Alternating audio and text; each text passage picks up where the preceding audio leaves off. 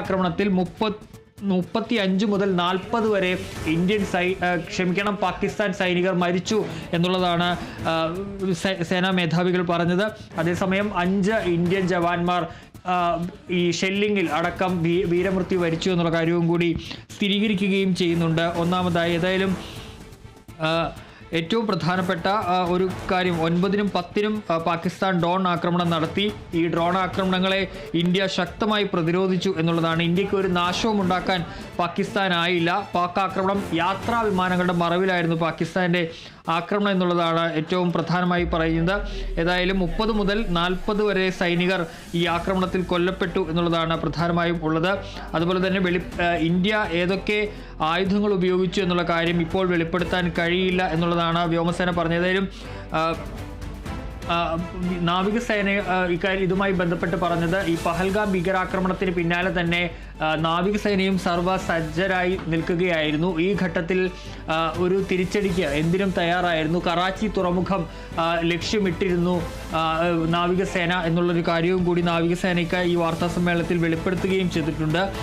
ഇനി ഇതിലെ ഏറ്റവും പ്രധാനപ്പെട്ട ഒരു കാര്യമെന്ന് പറയുന്നത് കഴിഞ്ഞ ദിവസം വെടിനിർത്തൽ കരാർ ധാരണ നിലവിൽ വന്നിരുന്നു. ഏതായാലും അതുമായി ബന്ധപ്പെട്ട് സൈന്യം അത് സ്ഥിരീകരിക്കുകയാണ്. ചർച്ചകളുമായി ബന്ധപ്പെട്ട് ഈ പാക് DGMO പാക്കിൻ്റെ director general of military operations ആണ് ഇന്ത്യയെ ഇതുമായി ബന്ധപ്പെട്ട് ചർച്ചയ്ക്ക് വിളിക്കുന്നത്. 3:35 ഇന്നലെ ഇന്ത്യൻ സമയം 3:35 പാക് DGMO ഇന്ത്യൻ DGMOയെ വിളിക്കുന്നത്. കാരണം ഈ ഇന്ത്യയുടെ ശക്തമായ ആക്രമണത്തിന് മുന്നിൽ പാകിസ്ഥാന് പിടിച്ചു നിൽക്കാൻ കഴിഞ്ഞില്ല. അങ്ങനെയാണ് ചർച്ചയ്ക്ക് പാകിസ്ഥാൻ തയ്യാറായി വരുന്നത്. ഏതായാലും അത് പിന്നിട്ട് മണിക്കൂറുകൾ കഴിയുമ്പോൾ തന്നെ പാകിസ്ഥാൻ ഈ വെടിനിർത്തൽ കരാർ ലംഘിക്കുന്ന ഒരു സാഹചര്യമാണ് ഉണ്ടായത്. അതുകൊണ്ട് തന്നെ ഇന്ത്യ കൃത്യമായി തന്നെ പറഞ്ഞിട്ടുണ്ട് ഇനിയും വെടിനിർത്തൽ കരാർ ലംഘിച്ചാൽ ശക്തമായ തിരിച്ചടി ഉണ്ടാകുമെന്നുള്ള കാര്യം. ഏതായാലും ഇത് സംബന്ധിച്ചൊരു ഹോട്ട്ലൈൻ സന്ദേശം പാകിസ്ഥാന് ഇന്ത്യ നൽകിയിട്ടുണ്ട്. ഇതിൽ പാകിസ്ഥാന്റെ പ്രതികരണം എന്താണ് എന്നുള്ളത് കാത്തിരിക്കുകയാണ്. ഏതായാലും തിരിച്ചടിക്കാൻ പൂർണ്ണ സ്വാതന്ത്ര്യം സൈന്യത്തിന് നൽകിയിട്ടുണ്ട് എന്നുള്ളതാണ് ഇപ്പോൾ വാർത്താ സമ്മേളനത്തിൽ സൈനിക മേധാവികൾ പറഞ്ഞത്. ഡയറക്ടർ ജനറൽ ഓഫ് രാജീവ് ഗായ്, അതുപോലെ തന്നെ എയർ മാർഷൽ AK ഭാരതി, അതുപോലെ തന്നെ വൈസ് അഡ്മിറൽ AN പ്രമോദ് എന്നിവരാണ് ആ വാർത്താ സമ്മേളനത്തിൽ പങ്കെടുത്തത്. ഏതായാലും ശക്തമായ ഒരു താക്കീത് തന്നെ കൃത്യമായി തന്നെ ഇന്ത്യ ഈ വാർത്താ സമ്മേളനത്തിലൂടെ പാകിസ്ഥാന് നൽകുകയാണ്.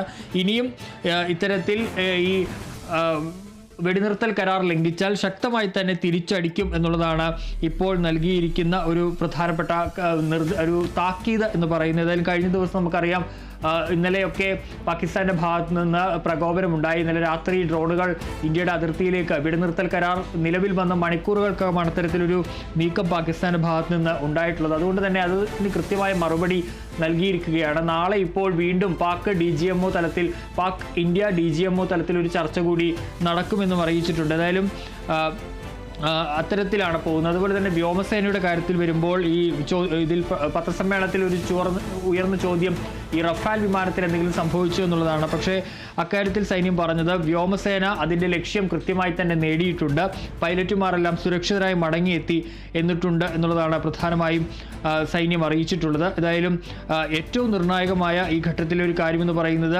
പാകിസ്ഥാന്റെ പ്രതികരണം എന്താകും എന്നുള്ളതാണ്. പാകിസ്ഥാന് കൃത്യമായി തന്നെ വെടിനിർത്തൽ കരാർ ലംഘിച്ചാൽ അതിന് തിരിച്ചടി ഉണ്ടാകും എന്നുള്ളതാണ്. ഇത് സംബന്ധിച്ചുള്ള ഒരു മുന്നറിയിപ്പ് നിലവിൽ തന്നെ പാകിസ്ഥാന് നൽകിയിട്ടുണ്ടെന്നുള്ളതും സൈനിക മേധാവികൾ പറയുന്നു. ഏതായാലും കൃത്യമായി തന്നെ ഓപ്പറേഷൻ സിന്ദൂറിന് ശേഷം എന്ത് സംഭവിച്ചു, അല്ലെങ്കിൽ ഓപ്പറേഷൻ സിന്ദൂറിൽ എന്താണ് സംഭവിച്ചത് എന്നുള്ള കാര്യം കൃത്യമായി തന്നെ അതിൻ്റെ കൂടുതൽ തെളിവുകൾ പുറത്തുവിട്ടാണ് ഇന്ത്യ ഈ 3 ഡയറക്ടർ ജനറൽമാരും വാർത്താ സമ്മേളനം നടത്തിയത്. മാത്രമല്ല ഇസ്ലാമാബാദ് വ്യോമതാവളങ്ങൾ ആക്രമിക്കുന്നതിൻ്റെ അടക്കം ദൃശ്യങ്ങളും പുറത്തുവിടുകയും ചെയ്തിട്ടുണ്ട്. അത്തരത്തിൽ കൃത്യമായി തെളിവുകളോടുകൂടി തന്നെയാണ് ഇന്ത്യ ഇക്കാര്യത്തിൽ സംസാരിച്ചിട്ടുള്ളത് എന്നുള്ളതാണ് നമുക്ക് ഈ വാർത്താ സമ്മേളനത്തിൽ നിന്ന് കാണാൻ കഴിയുന്നത്.